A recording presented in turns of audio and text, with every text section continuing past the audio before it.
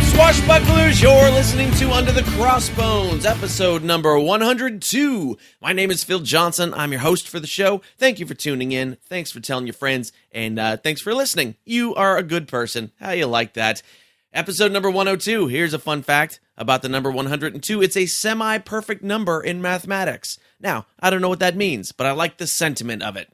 Right? You're not a flawed person. You're a semi-perfect person. Isn't that better? That's so much better. 102, also a song by the Judds, but that's way less cool than being semi-perfect. So 102, semi-perfect. And let's just say it. Maybe this episode is going to be semi-perfect. I like it. My guest on the show today is John Davidson. All right? If you're not familiar with the name, here's what it is. If you are of a certain age, let's say about my age or older, and you're in America, John Davidson is a person who has been in the entertainment business pretty much our whole lives, and in some form or fact or another. Right now, though, what we want to talk about here on Under the Crossbones is that John Davidson is currently playing Captain Hook in the touring company of Finding Neverland. So that's where he comes into the part. We're going to talk about it, and we're going to talk Captain Hook. We're going to talk all that kind of good stuff. But he has been in the entertainment business for 50 years. That is an amazing amount of time to survive in the entertainment business. If you go back a ways to, early 80s, mid 80s, there was a show on TV called That's Incredible. It was on Sunday nights, where it was kind of a Ripley's Believe It or Not type of thing. He was the host of that. He guest hosted The Tonight Show like a whole bunch of times for Johnny Carson. He hosted one of the versions of the Hollywood Squares. So he's one of these dudes that's been surviving in the entertainment business for a long, long time. And that is admirable. He is a skillful musician and singer and dancer and does all that kind of stuff. He doesn't appear on TV as much anymore because he does theater. He does Broadway. He does all that kind of stuff. So he is a really cool guy. And you're going to enjoy this talk. We go into the entertainment history of the last 50 years, essentially. We talk lots of Captain Hook and how he's approaching the character. And when we spoke, he was pretty new to the character still. He just started with the tour. And so we talk about that, about finding that character and what he can do with it and all that kind of stuff. Really fun interview. I was very excited to talk to him, and I think you're going to enjoy it too. So I had an adventurous weekend. I did a couple of private birthday parties. I did two different 40th birthday parties for two different ladies, and one of them, they were both fun. They were both really fun. The first one, but they were very different audiences. The first one was it was 6 o'clock in the evening. In a backyard of this lady's house, and it was all very nice, but it was still light out. And I always say, nothing's funny before dark. And so comedy in daylight is always a little bit weird, but we had a good time. It was good. I had to get them rolling a little bit. We got them going. It was good. People said their faces hurt after. That's the best compliment I can get outside of money is that your face hurts from laughing after. Money's better, but face hurt, I'll take it. That's good. And then I popped across town to do another one for another 40th birthday party for a lady. And this was a predominantly Mexican party. Mexican, Portuguese, a little bit of Indian and Asian thrown in, and a couple of white people. Just scattered, just splattered in the back there, a couple of white people. And it was dark, so that helped. And they were already a little drunk. That helped. That was super fun. Really, really fun. I was a little caffeinated by the time I got to that one. Had a little caffeine in me. And that one, man, that was pumping like a club show. That was a fun party. And they had Mexican food for dinner, and they fed me. So it was awesome.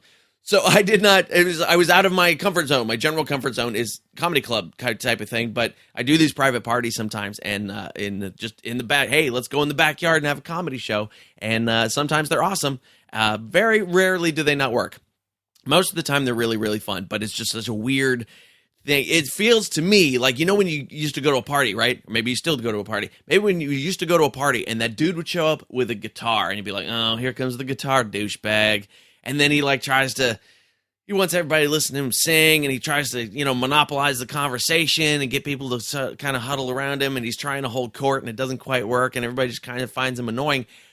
Now I get paid to do that. So I go in and now the host makes everybody listen to me. And so I always feel a little bit like that douchebaggy guitar guy when I go do these private parties. But fun was had, money was made, friends were made, everybody was really cool, and it was pretty fun, exciting weekend. And then Sunday, my girlfriend and I went out for Thai food. Now I'm very white. If you've seen a picture of me, I'm practically translucent. And I had trouble with spicy food for a lot of years. But being with a Singaporean girl all this time, she has taught me how to like spicy food. And so we go have Thai food, and we crank it up a little bit, And they said, how spicy do you want your dishes tonight on a scale like 1 to 10? And we looked at each other, and I know she always wants it spicier than I do, but I'll give in. I'll do it. I said, leave a pitcher of water here. And the girl looked at me like I was going to steal her plastic pitcher and escape to Mexico with it. And so she wouldn't leave the pitcher of water. I don't know why. It was ridiculous. And so we said, okay, 8. Give us 8 out of 10 on the spicy scale. And they brought out the food, and the dishes looked like they had measles because there was so many little red Thai chilies all over everything. We each took one bite and knew they had a horrible, horrible mistake. The sweating began just like immediately. Like I needed one of those, terry cloth headbands. I felt like I needed equipment to survive this meal. But we kept going. And man, that girl, I made her run. She kept bringing me water. I got my 8 glasses of water in for the day and then some. It was just sweating bullets, just ridiculous spiciness. Finally, she comes over. She wasn't the one that took our order. She said, is that too spicy for you guys? And we said, it's pretty spicy. And she said, did you order Thai spicy? Now, this is a term. If you're not familiar, Thai spicy is like the spiciest of the spiciest. Like where they go, Thais, whatever, we can take it, So she said, did you order Thai spicy? And we said, no, we ordered 8. And she went, oh, Thai spicy is 11 out of 10. And I was like, 11 out of 10? What are you, Spinal Thai? That's not fair. And she walked off, and my girlfriend goes, what was that all about? I said, I think she just called us wimps. And I said, keep eating, because we're not giving in. Now we have to keep going, because we can't let this wafy little waitress think that we can't handle it. My girlfriend's like, she can't either. She's speaking Cantonese. She's obviously not Thai. And so we did not finish the meal. We ended up taking a doggy bag home, and then we both took showers as soon as we got home, because it was like I had either just run a marathon or just bombed an audition for America's Got Talent. Like I was red. I was just sweating bullets. It was ridiculous. And now we have leftovers in the refrigerator for tonight. So we might do it again. I'm going to be on the road doing some comedy over the next couple of weeks. If you're listening to this the day it comes out, August the 1st, I'll be at the Cheroot Lounge in Modesto. Wednesday, August the 2nd, Rosie McCann's in Santa Cruz, California. I should mention Modesto, also in California, because that's not a city everybody knows. It's also, you're not missing anything if you don't know where Modesto is. Thursday through Saturday, August 10th through 12th, I will be at Looney's Comedy Cafe in Colorado Springs, Colorado, with Kristen Key, featuring for her. That is going to be guitar magnificence all night. That's going to be fun. Sunday, August the 20th, it'll be at O'Malley's in Mountain View, California. And then Wednesday, August the 23rd, Wind River Casino in Redding, California. Yeah, fun tour dates. A little slow for the summer, but it's cool. I got to send out some more booking emails is what I need to do. I blame it on summer, but mostly it's been me being too busy to send out booking emails. If you're enjoying the show, and I hope you are, join us over on Facebook, facebook.com/underthecrossbones, twitter.com/undercrossbones. And of course, make sure that you're subscribed to get all the new episodes when they come out every Tuesday. Subscribe on iTunes or Google Play or Stitcher or Slacker or iHeartRadio, wherever you like to get your podcasties from. We are there. Yes, we are. And of course, you can find all the show notes for this show at underthecrossbones.com/102. While you're over at the website, make sure to hit the support page at underthecrossbones.com/support. There's a little PayPal box there if you want to drop a donation in there. You're a cool person.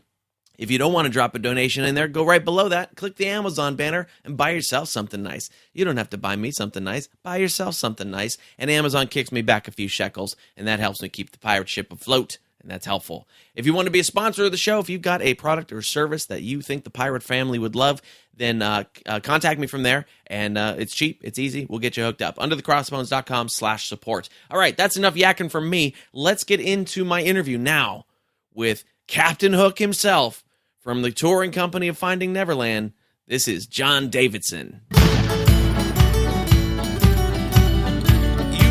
The new guy in Finding Neverland. You're playing Charles Frohman and Captain Hook. How are you enjoying it so far? Well, I'm the new guy and I'm the old guy. Okay. I'm in my 70s and these roles are I'm so grateful that these roles now are coming my way. I was always a little too cute when I was young. And everyone else in the cast is in their 20s, and they're just incredibly talented, but they're younger. So I'm enjoying the seniority, and I'm learning two new roles. I play as Kelsey Grammer did on Broadway, and as Dustin Hoffman did. I'm playing the producer who produced Peter Pan originally. And then in the dream sequence, I get to really tear up the scenery with Captain Hook. So I just love it. I'm so grateful to have this part, and I'm going to be doing it for the next 45 weeks. Nice. That's fantastic. So for the listeners who haven't seen the show, I've seen the movie, but I missed the show when it was here in San Francisco. Can you give us a quick summary of what the show is about? Well, it sure is a lot more fun than the movie. The movie was great. It was Johnny Depp, of course, and is Kate Winslet who did play the? Yeah, Kate Winslet. Mm-hmm. Yeah. And it was more sensitive. The Broadway show Finding Neverland has all that sensitivity, and there's a lot of wonderful touchy-feely scenes. But then it's a musical, so you can really it has more power, much more powerful. The music. I love the music from this show. It is not Sondheim. I think a lot of Broadway buffs love Sondheim, and I admire Sondheim. I appreciate it.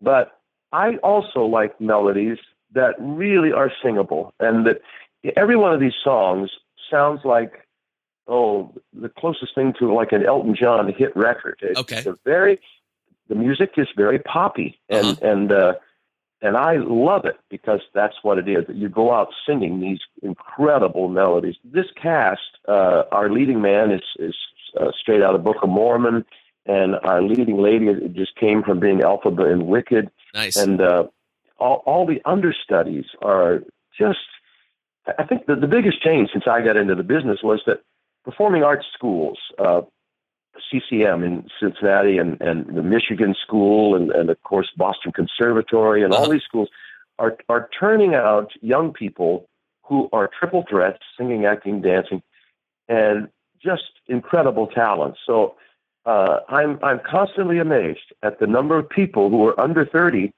who really know their craft, and I've learned a lot from this cast. Yep.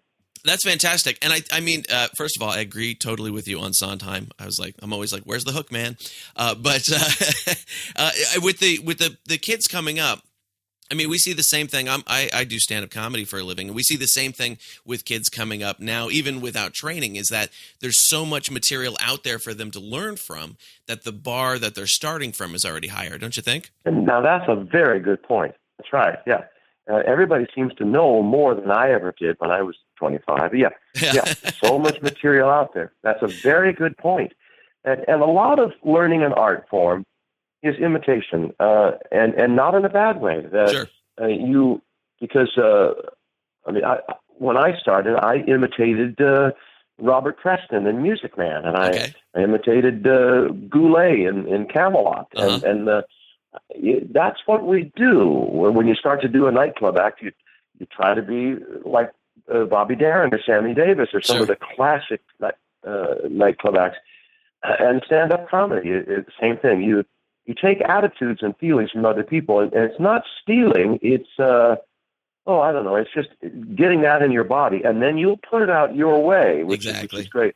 Speaking of stand-up comedy, we have a lot of, you'll find a lot of just flat-out funny jokes in Finding Neverland. It's a very touching story, but it's pumped up with a lot of zingers, and that helps move it along, too. So it's quite an evening in the theater. Nice. So in the film, the character of Captain Hook actually had a fairly limited role. Is there more Captain Hook in the show, in the Broadway version? Oh, there's a whole dream sequence that lasts about 12, 15 minutes, I guess. Oh, okay. He has his own number, and then he sings another number with Barry, the guy who wrote Peter Pan, and helps him. What he's supposed to be is the dangerous subconsciousness of any creative person, to let that go. What the show is saying, and this is true for anybody who's creating, whether it's a play or a book or an art piece or an interior design, whatever you're creating, get to that part in you that is like a child. Let your child play. Let your child out. Let it play. And that's what Captain Hook does for Barry, the writer of Peter Pan. He encourages him to recognize his childish side and to play. Yeah. And that's a big part of creativity. So, yeah, Captain Hook makes several appearances in the show. But I guess you'd have to say that most of the time I play this colossal Broadway producer. He's like if he were in film, he'd be Cecil B. DeMille. Uh-huh. If he were in Broadway, which he is, he'd be like David Merrick. But the show takes place long before David Merrick. Takes place in 1903. So this is the producer who came from producing minstrel shows and extravaganza shows and with the spectaculars. And so part of his appeal, I think, part of his attraction to Peter Pan was the fact that he could use some apparatus and make people fly in the show. So that he knew that would captivate people. And the other thing is, there had never been a show before Peter Pan, which came along in 1903, 115 years ago. There'd never been a show for children. Yeah. As well as adults. It's very much for adults as well. I mean, it's not children's theater at all, but sure. where children could come to the theater. Children really were not allowed in the theater, and they weren't welcome. Uh-huh. And so here's a show that says, children, come on, bring your parents with you because they will really get into the finer moments in the story. But so he was trying to open up the theater for younger people. And boy, that really works. Our audience is a lot of young people discovering theater for the first time. And nice. It's very exciting. That's great to see because it's an art form that shouldn't go away, especially with so much, digital art these days. To see live theater or live performance of any sort is really important. I mean, it was certainly formative for me to see that kind of stuff. Yep. So I'm glad to hear that Captain Hook has a little bit larger role in this. The thing I like about the Charles Frohman character is that, at least the way that Dustin Hoffman played him in the film, he simultaneously completely believes in J.M. Barrie and totally does not believe in J.M. Barrie. Do you kind of play it the same way? Oh yeah. He's finally won over by the end, but he says, "What are you talking about? Islands, mermaids, right? children who are fairies? What are we doing here? What is this?" So yeah, he has that. That's a great thing to play, but Barry has discovered this family, these 4 kids in the park, and starts playing with them, and that's where he gets the idea for Peter Pan because they're playing make believe. So, that is very foreign to Frohman at first. That's right, and so there's a lot of confrontational scenes, some very very almost violent scenes where Frohman says, "No, you're throwing away your career. We can't do this. You're throwing away my career. I'm going to lose thousands of dollars on this production. We're not doing this." And Barry wins out, and Frohman helps him to develop it and to make it work. So it's a great relationship between Frohman and Barry. Yeah, that's fantastic. So you are. You're fairly new to the show. I think we're doing this. I think you've just started doing it like 2 nights ago when we're talking. And so what have you learned so far about the part? What do you think you still have to learn about the part that you're not quite sure about yet? I don't know how far to go with Hook yet. I think, you remember Cyril Richard in the original Peter Pan? I think he even did the TV version of the movie. So I don't know. He sort of becomes kind of foppish and kind of like a drag queen, sort of like that sort of thing. There are moments in it where it becomes very campy, very campy. That's the way Kelsey Grammer played it, and sure. So I'm getting into that. I don't know quite how crazy to be with it because he does some crazy things. So I'm still investigating that. It is so much fun because he's just chews up the scenery, and that's really fun. It reminds me of I don't know how much of the audience has seen Les Mis, but there's a Thénardier, the owner of the bar in Les Mis, is just a flat out gross, vulgar person, and so I think part of that. yeah, I'm still finding that, Nice. and I think also I'm still. I'm still. I mean, it's a role that I can work on for years. It's Sure. so multidimensional, and the relationship with Barry. I don't know quite how to treat this guy, whether to just tell him off or to try to encourage him, or so. Yeah, it's all that. I'm working on the relationships. The singing part of it comes. I started on Broadway 50 years ago, so Sure. I've done a lot of Broadway shows, and I've toured with so many. I've gotten to the point already now, this is my third day of it, where it's not as exhausting to me. Oh, that's good. Opening night was like playing Harold Hill in The Music Man. You just never stop. But now I've realized that there are some moments where you can take it easy, and I'm finding my pacing with it. That all has to come. Nice, nice. And permission to overact is always a nice thing with some of those characters. Yeah. Good. So I'd like to go back in your history a little bit because, like I mentioned before we started recording here, you're a guy that's always been somewhere in the background of my existence since I was a kid. I remember seeing you on the Tonight Show guest hosting. I used to watch That's Incredible every weekend with my parents, So I remember all that. So where do you come from? Where do you start, and how do you become the guy that you are now? That's a big question, but Well, I was a theater arts major in college. I never did theater in high school, but I went to Denison University and outside of Columbus, Ohio, in Granville, Ohio.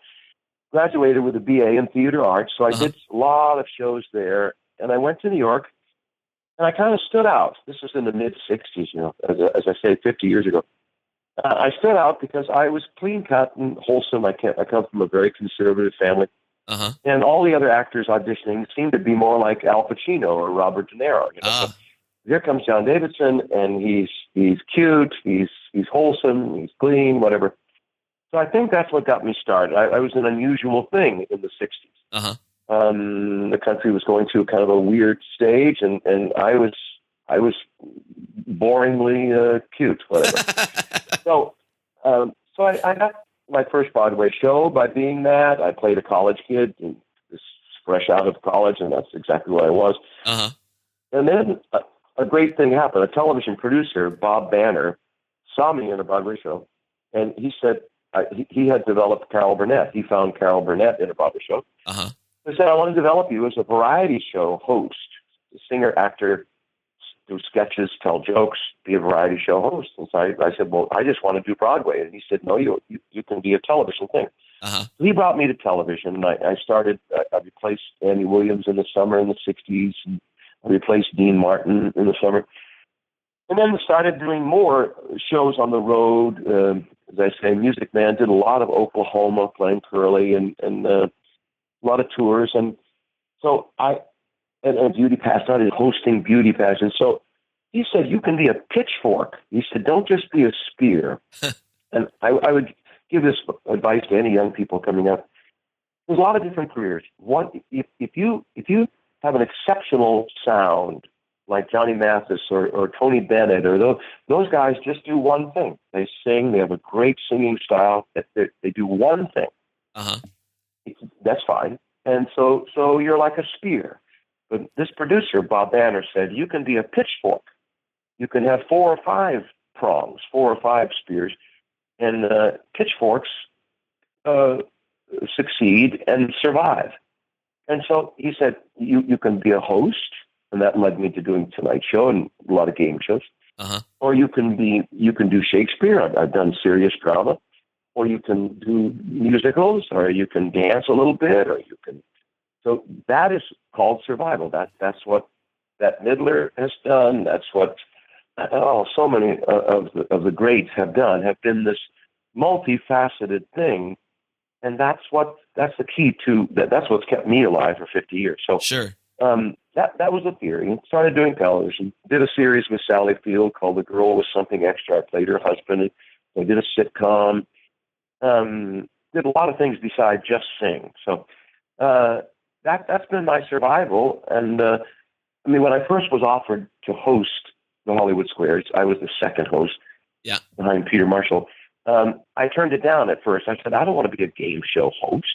And they said, well, but this is the variety television had gone off. They said, game shows are the variety television of hosting game shows, and that was very, I found it kind of creative. And I had a Vegas show. I did a Vegas act. It was really good. Uh-huh. And so it's been this multi-pronged career, and I would advise that to any young person coming up. Don't just do stand-up comedy. Do work on playing an instrument or singing a little bit or other things, and it'll keep you going. Yeah, no, that is fantastic advice. And actually, I do all that. I started in music too, and fell into stand-up comedy totally by accident. But it's that idea of, I don't know, there's this opportunity. Let's go try it out and see what happens. And is that kind of the way that you approached it? Was it because you said you didn't want to be a game show host? Did you? What was your thoughts on being just the host of something originally? Did that seem like you were limiting yourself, or? If you're hosting something, you're a pointer. You're pointing to other people, uh-huh. and you're putting the spotlight on other people. And Merv Griffin, Mike Douglas, Johnny Carson, their job was to make other people shine. Sure. Make the stars shine, and that's and you're thinking about yourself. So. Uh-huh. That's the big thing of being a host. You have to make other people look good, and that was the big transition for me. So when you, getting tapped to guest host the Tonight Show for the first time, that's a pretty big thing. What kind of thoughts were you having going into that? And you did it like 80 sometimes, I think. But what was your thoughts going into that first time trying to follow Johnny Carson on something like that? Well, two things, and I'm not the first person to say this, but there's an old adage: you're never ready. You're never ready. So you just have to jump in. Instead of saying, ready, aim, fire, say, ready, fire, aim. Right. That was get ready for something, and then just do it. Just stick your face out there, and then aim. Aim after you fire, because you can hone it. You'll make it better. But ready, fire, aim is the advice. I must tell you that the reason I was originally offered to guest host for Johnny Carson so much, and I don't mind admitting this, but it was because I had this series, The Girl with Something Extra, uh-huh. on NBC with Sally Field. See, so I was an NBC guy. Okay. So when NBC came to the Tonight Show and said, we want you to use John Davidson, it isn't that they had to, but if they, you slap my back, I'll slap yours. Sure. And so NBC kind of forced me on the Tonight Show. Not that I wasn't good and all that, but that really helps. So that's part of the game that you play. You ping pong. You what's that called when you leverage? It's called leverage, I guess. Sure. Yeah. So I was lucky that way. You take it where you can get it, right? Yeah. Especially in this business. So that's one of the things. I mean, as I was looking back through your IMDb page and your resume and all that kind of, you've done so many different things. Do you, at the heart of it, consider yourself an actor or a musician? What feels like home base to you? Well, I guess I like live performing the best, uh-huh. either playing Vegas or I do small folk clubs now with my guitar. I uh-huh. love singing with my guitar. Nice. And it's not a matter of money. I have plenty of money, but I like to sing in small venues with my guitar. I just like doing it. Nice. And Jay Leno was like that. Even when Jay Leno was hosting The Tonight Show, he would go out and do comedy clubs on the weekends. Sure, yeah. Everybody said, what are you doing? He would play small comedy clubs because he just liked to do it. And I like it. But I think, movies, in my mind, I'm sure if you're Meryl Streep, you're having a different movie experience because you're a big star. But I made 5 or 6 movies, and it's the director. The director has all the fun. And the reason why you have your name on the back of a chair is that you sit in that chair a lot and wait for the director to call you. So in my mind, movies are a director's medium. Television is all about time. It's all about commercials. So you're always watching that clock. It has to be 4 minutes, 20 seconds. Sure. So TV is all about time. But theater and live performance, once it's set, once the actor gets it, once the director, and the producer puts you out there, it's your show, baby, and you make it work. The actors create the storytelling every show. Yep. And I love that about live performing. You are storytelling, and for that moment, I mean, they can give you notes later, but for that moment, you're live and you are in control. So I love that freedom. So when it's, say, you and a guitar in a solo show, what form does that storytelling take? Are you telling stories around the songs that you're doing? Yeah, and I have joke spots about, being married I've been married for 37 years now, and how to get lucky with your wife after 37 years, that sort of thing. I tell jokes about getting old, and you can't even put on your shoes, and different things about getting stiff as you get older, and not getting stiff, and all those jokes. And I do jokes about being a grandpa. I have 6 grandchildren.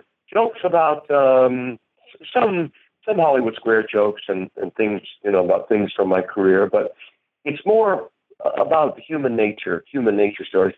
I've written a lot of songs, comedy songs, the Wall Street Blues, about when the Wall Street collapsed in 2008. A song called 70s Sucks that really works. A song called I Still Want to Be Your Superman, keeping the romance going in your marriage. So, and then I sing a lot of 50s stuff. I do some 50s doo-wop and talk about dating first dates in the 50s. And so I relate to popular music of the 50s and 60s. Sure. And I play guitar really well and that sort of thing. Nice. That sounds like a lot of fun. Now, if somebody, I haven't heard the comedy songs, which I have to go dig up now because that's my art form too. I was listening to some of your stuff yesterday to refamiliarize myself. I really liked your take on "I'll Take Romance." By the way, that was a pretty hot track. I like that one. Oh, you're going way back. Way back. No, I know. Yeah, but that was one I was listening. I was listening to it on the way to my gig last night, so it was nice. But that's a song that I've played a bunch of times as well, so I appreciated that one. So I saw on your website that you're even doing like house concerts and stuff like that now. Yeah, I love it. I've done 2 of them, and I love it. You get to meet the people's dog, and you learn a lot. House concerts teach you a lot. I've been a great experience. I hope to do more of them. I love it. Nice. Yeah, they're really fun. I've done them over the years as well, and it's an even more intimate version of a live show because there's no waitresses serving drinks in the middle of your song. Yeah. I only do them like in New England because I live in New Hampshire, so I do them so I can drive to them and drive back and make it easy. But I love it. I just love it. If someone wanted to find out about your music specifically, where would be a good album to start with? Oh boy, I don't know. Some of the old albums are my early stuff, and they're beautiful. They're great, but my more fun stuff, I don't know. I sell an album at my show that is probably most reflective of my show. I don't know. I guess there's some for sale on my website, johndavidson.com. Maybe the latest one is called Song Peddler. Okay. I had this idea of going across the country as a busker on my bicycle. I was gonna ride my bike with my guitar on my back and ride from Portland to Portland, Maine to Portland, Oregon. Nice. And be a busker, sing on street corners for my, and carry a tent with me in a sleeping bag. It was just crazy. And but I made a CD about that. And so that has a lot of fun stuff on it. I don't know. I think again, my live show is the best way to see me, but it's not everybody can do that. Right. Yeah, nice. Well, I'll definitely link up all that kind of stuff in the show notes and things like that. So okay. I believe you guys are in Baltimore right now as we're talking. Yeah. So the show Finding Neverland is going to be in Greenville, South Carolina coming up, Hartford, Connecticut, Boston, Massachusetts, Charlotte, North Carolina, and a bunch of other places. And all that we're all over the country. Yeah, and all that is available at findingneverlandthemusical.com/tour if you want to find the tour dates. And, of course, your website is johndavidson.com. You bet. Fantastic. Well, this has been fun, John. I really appreciate you taking the time. I was very excited to talk with you because you've been around since my childhood and always there hosting something or talking about something or singing about something. So I appreciate that. Thanks. I'm grateful you called, and thanks for the chance to talk. Thanks. Absolutely. I hope we can talk again sometime soon. Okay. Bye. Bye-bye. And there it is, friends. That was my interview with John Davidson, Captain Hook from Finding Neverland the Musical, and all sorts of other things on TV, film, and stage. What an interesting guy. He's a guy that I could sit and just listen to Hollywood stories like for a long time for. If you want to find out more about all the stuff that he's doing, go to johndavidson.com. And if you want to find out more about Finding Neverland the Musical, go to findingneverlandthemusical.com. All the tour dates are there, so you can see them when they're coming to your area. I missed the show when I was in San Francisco, and I'm bummed about that, so I'm going to try and find it somewhere when I'm out on the road and happen to be in the same town that they are. Speaking of Finding Neverland, in a couple of weeks, we're going to hear from David McGee, who is the screenwriter of the Finding Neverland, the film, the original film. And so David McGee is going to come on and tell us all about that. Not only Finding Neverland, he also wrote The Life of Pi, which is an amazing movie. He's also writing the new Mary Poppins and the new Narnia film. So that is going to be a really, really fun talk that I think you're going to dig a lot. Make sure you're subscribed and stay tuned for that. We got some sponsors on the show today. Look, I can tell you, I'm a musician. I have been for a long time. I've been a music teacher for a long time. And one of the toughest finds to think, see, when my mouth is dyslexic today, let's try that again. One of the toughest things to find, there it is, I said it, is a good teacher for low frequency instruments, like bass, like tuba, like that kind of stuff. But no more, friends. Yeah, I have a guy for you. He is, if you're near Houston, Texas, and you want to play a bassy type instrument, then you need to go talk to Jonathan Leon. He's a longtime listener of Under the Crossbones. He's part of the Pirate family, and he's got a new lesson studio that he's teaching electric and upright bass, tuba, and piano.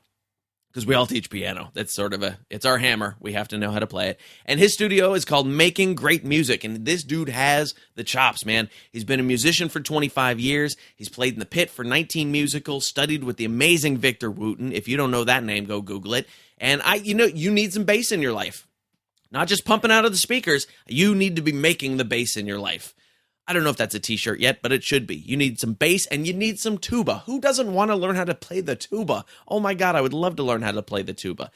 He takes adults and kids. Everybody's welcome. And like I said, Jonathan's a fellow pirate, so we're keeping it in the family here. So to get more info and to set up some time with Jonathan Leon, make sure that you go to underthecrossbones.com/makinggreatmusic. That's underthecrossbones.com/makinggreatmusic, and get your bass and tuba lessons in Houston, Texas. We're also sponsored today by Pirate Radio of the Treasure Coast, WKKC-DB, playing the best music and pirate radio talk. You know them, you're listening to them probably right now. Listen to this show, Under the Crossbones, on both their stations. Just go to pirateradioofthetreasurecoast.com or pirateradiotc.com, and don't forget to download their apps. They got the Pirate Radio Treasure Coast app, which is the music station, and Pirate Radio Talk, which is the talk station. And if you're listening on Pirate Radio of the Treasure Coast right now, thank you for tuning in. Keep tuning in. They're good people over there. I'm gonna go meet them in person later this fall. I'm very excited to meet David and the crew over there. It's gonna be good. I have a free ebook for you. It's Alexander Exquemelin's Pirates of Panama or Buccaneers of America, whichever title you prefer. It's out there under both. And this is a book that was originally published in 1678. Right there. In the piracy time, the golden age of piracy times, right? He was a doctor, this Alexander Exquemelin guy. He was a doctor. He ended up on some pirate ships, and he wrote about his adventures on them. So it's one of these seminal texts, research texts that we use in the pirate community for pirate history stuff. So you can get it for free. I've got a nice PDF version, all for free for you. Go to underthecrossbones.com, click on the free ebook button, and you can download it right from there. If you're out and about and all you got your phone with you, text the word pirate and your email address to 94253. Just text the word pirate and your email address to 94253, and it will kick you back a little link to download the book, Alexander Exquemelin's Pirates of Panama. Ooh, it's a good one. All right, kids, that is our show today. Thank you once again for tuning in. If you want to find out more about all the stuff that our guest John Davidson is doing, go to johndavidson.com. And if you want to find out more about Finding Neverland, the musical travel in the country, coming to a town near you, go to findingneverlandthemusical.com. All one word, findingneverlandthemusical.com. We've got some great guests coming up. Next week, we're going to hear from one of my favorite authors, Richard Zacks, who is the author of Pirate Hunter, The True Story of Captain Kidd and the Pirate Coast, which is a book you may have read and been familiar with. He's also the author of a bunch of other cool books that maybe they're not pirate-oriented, but they are super awesome books. So we're going to hear from Richard Zacks next week. The week after that, we're going to talk to Dr. E. Lee Spence, who is a shipwreck expert and treasure hunter. Yeah, that's going to be great. And then the week after that, of course, we're going to hear, like I said, from David McGee, who's the screenwriting of the film version of Finding Neverland starring Johnny Depp. So, all sorts of good stuff coming up. Make sure you're subscribed. Keep telling your friends. Leave those reviews. All that good stuff. And I'll see you next week. Thanks.